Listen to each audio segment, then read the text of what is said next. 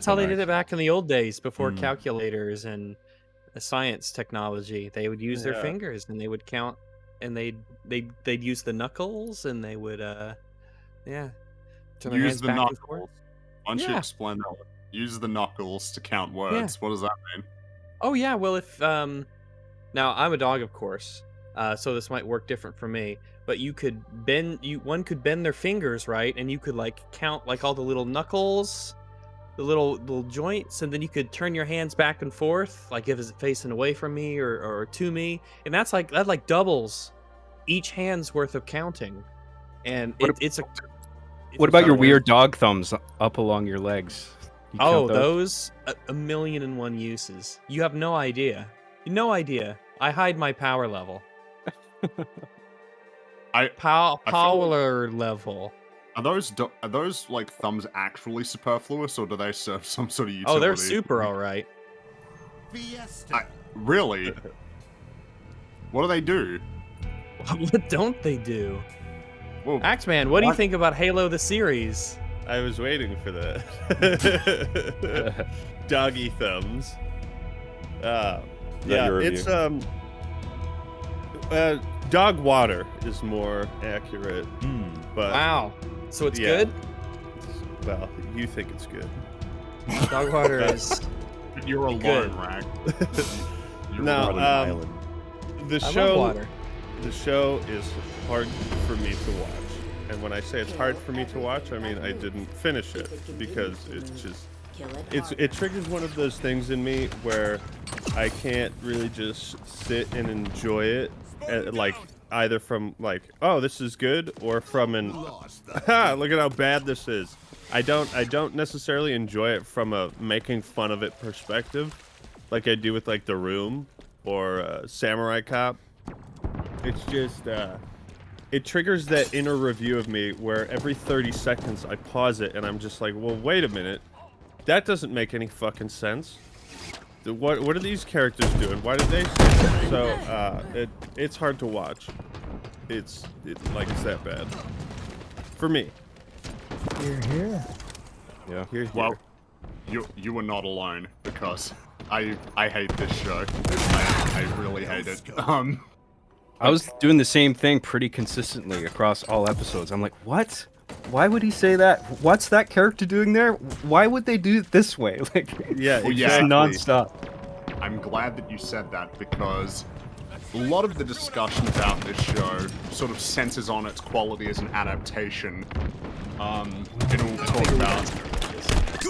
Well, yeah, I do. Yeah, it's worth I guess laying it out, because here on EFAP we have somewhat of a contentious perspective on I guess adaptation when it comes to how we factor into discussions about a story's quality.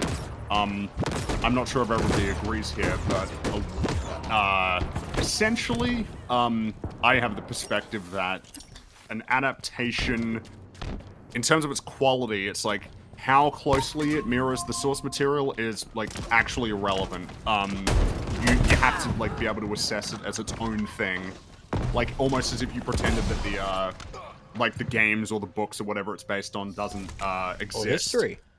The reason is essentially because that's going to be the experience for someone. There'll be somebody out there, probably not many people, who watched Halo and it was like their first introduction to the series.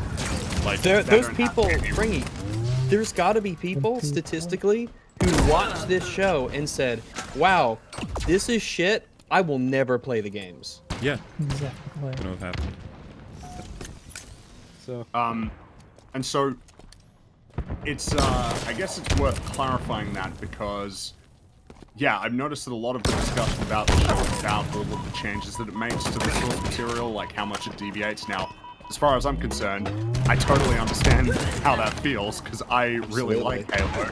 I really like This has Halo. probably been the closest that I've gotten to like that point for me in a show when it deviates from the source material, and I'm just noticing all the things that they've changed, and it's never bothered me more than this show bothers me in an adaptation regard. I would agree, because this one was particularly annoying. I think the reason why it was annoying is because, kind of like Rag said, you get the distinct impression while watching this show that it's one of like a couple of possibilities.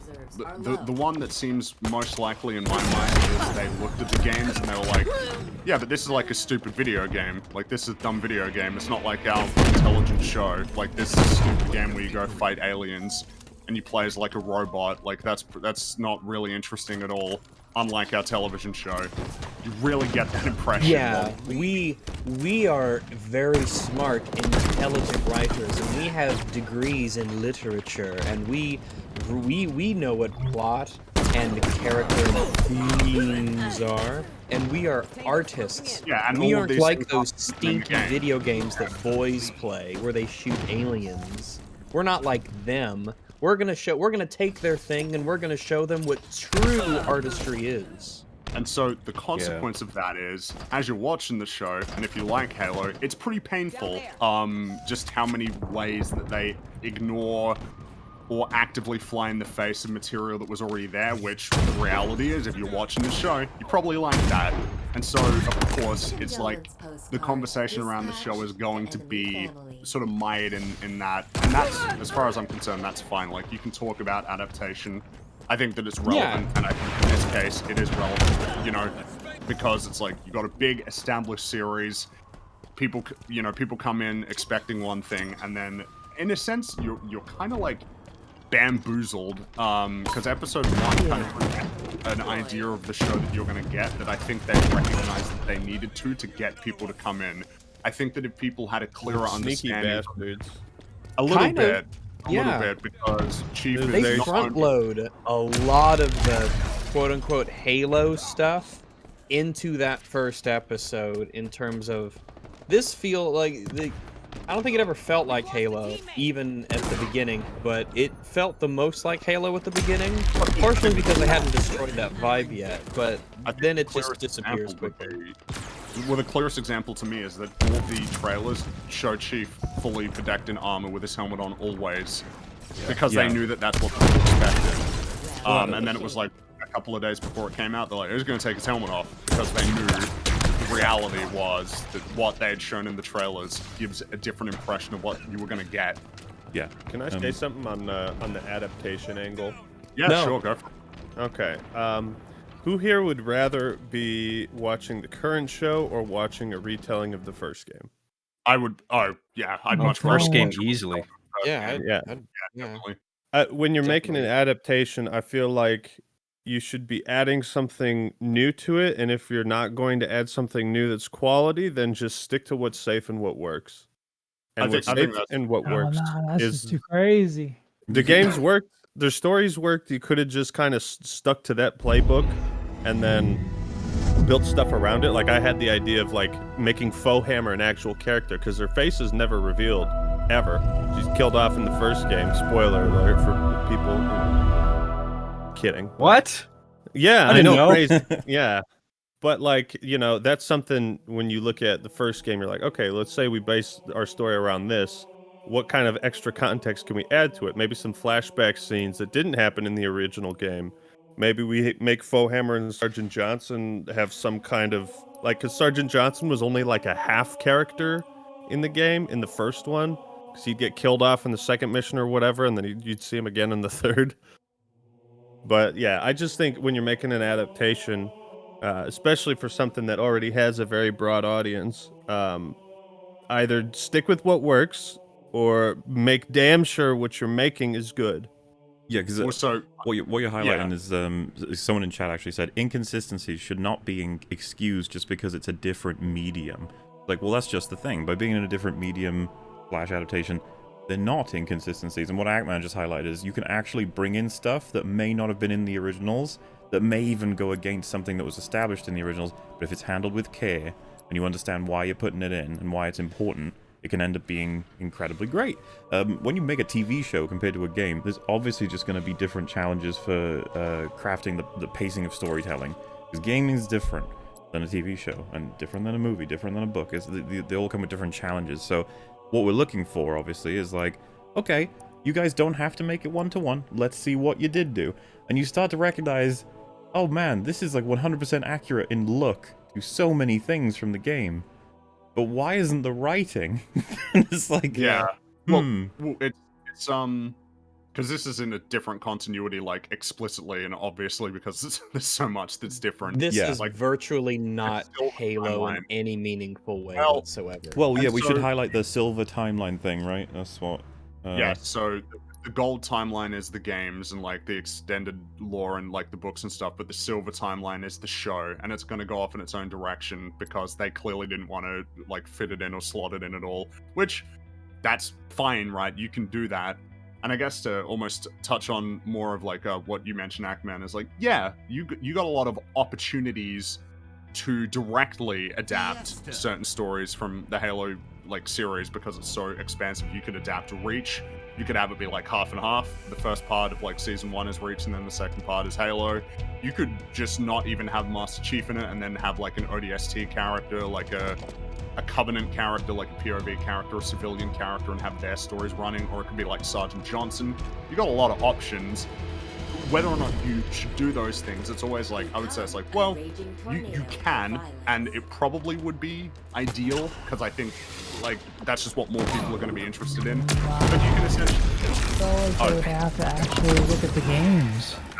That's true, you would have to play the games. Yeah, and then you have to reincorporate what Rag said, is that I'm Surely- pretty sure they consider themselves above the games.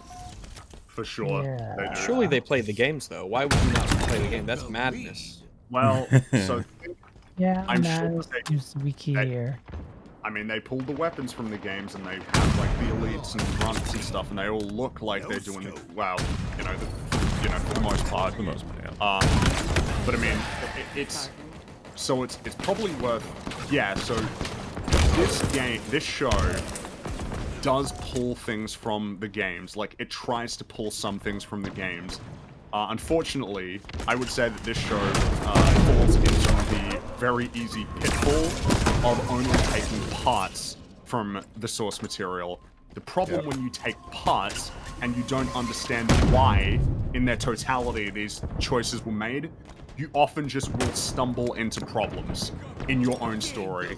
The clearest example of this in this show is the changes that they make to like humanity and their connection to the Forerunners and like Reclaimers. Like, as far as I'm concerned, that's like the clearest example of this show taking a part of the game, changing it for their own story, but not realizing what they did. It's like trying to pull a part out of a car and put it in your car, Yes. and you're like, oh, this doesn't, like, how come this doesn't, but it's a carburetor, why can't I can't just stick it in my car? It's like, no, that's not how it works. You have And to put more that's- thought in. All the best adaptations that do contradict or go against or provide a completely different product almost to the original usually do have their own sort of foundations, and then they build up with their own logic for how their own payoffs happen. To the point where somebody dies in Halo 1 and then they don't die in the exact same scenario in this, but they built it up completely differently, and so you can have it be justified. Game of Thrones was doing this a lot as a show. It was like, that didn't happen in A Song of Ice and Fire, and it's like, yeah, but if you think about how they've removed this character, they put them here, this person is in charge of that, that kind of now makes more sense with what they've gathered, and they had much less characters and less time. There's different things you have to do. Of course, it's funny to reference Game of Thrones with how much that went to fucking shit when they ran out of source material to be able to use, as well as many other reasons, but yeah, like the scenario being so much potential, but it is difficult if you're going to ignore grand context of the thing you're adapting. You're just like, fuck it, I just grab this. That sort of leads to a place where I guess this show could have been what it was trying to be, which is a very different thing from Halo. And on its own terms, it could have been great, but it's not. Like, not only do I think, because that's where I'm at with this show. I guess this will be my, like, what I think. I think this show sucks on its own terms. I think that it's just an incredibly Hear, poorly hear. written show. Yeah. It adds insult to injury that it's a completely sort of contemptuous adaptation of Halo. Well, some people Like, are... contemptuous is the word that it seems accurate. Like, the Halo, I don't think ever before, and of course I haven't seen everything, but never before have I seen a product that seemed to treat what it was pulling from as just brand utility. The people who made this show do not give a fuck about Halo. You see what's on screen right now, by the way. We can use this. I just think it's funny. Let me click on it. I got my. Not the best VFX example. But That's what I'm funny. trying to point out is the crosshair. It's like that's not. Oh right, yeah. He's not aiming where he's aiming. Yeah, but It is a little. looks a little awkward there, but that's fine. So it's very frustrating, right, for fans of the games because, like, it seems that the television showrunners thought that because they're video games, there's no quality story or cinematic content to extract and kind of transfer over to the show, so we'll just do our own thing because television is a different medium and we understand television, all this bullshit. But the fact is that there actually is a lot of great story and cinematic material in the Halo games. Like, I think It really is, yeah. the first Halo game, if you were just to watch that as a string of cutscenes and maybe like make scenes out of all like the gameplay sequences and just make like a movie out of it, it's a pretty solid, straightforward action, Very sci-fi, approachable, yeah. kind of almost like a B movie, kind of silly, but still like actually has something to say. It's silly It's- until the it's good flood stuff. show up, and then it's like you get what's Big the kill word? time. Yeah, you get like smashed by a truck in the face. What's the word? Right. I love that you brought that up, actually, because that's such a great beat in that game. It's like it's an authentic like horror movie beat, you know, where he I almost said Halo. Master Team Chief. went missing. He Go does- find them. Oh, they were in the swamp. Oh, where are they? You're looking for them and you can't find them. What's this? A helmet. Oh my goodness. Yes. Like it builds itself up, not too slowly and not too quick. It's like, oh, you've been fighting all these aliens. We're gonna throw in this little extra thing that's definitely different. We're gonna shake things up. Yeah, there's a genuine sense of mystery. Master Chief gets to the bottom of this facility, finds the helmet, and then you get this kind of creepy, elongated beat where he's going through like the recordings of like the guy's last moments before the flood attack. Jenkins. Watch And your you're just mouth, like- son. Yeah, it's like, Yeah, oh it's shit, your what's down history. here? And then the reveal of the flood is really cool, and then you have to fight your way out, and like Halo 1 is filled with lots of great. Halo 1 is awesome. Like, that game is super tight. Like, in terms of its campaign, it's really strong, and a lot of it is just logical progression of events and these really fun twists that are like super interesting, because it's not even just the flood. The big twist of the game is, yeah, Halo's a weapon, kills you though.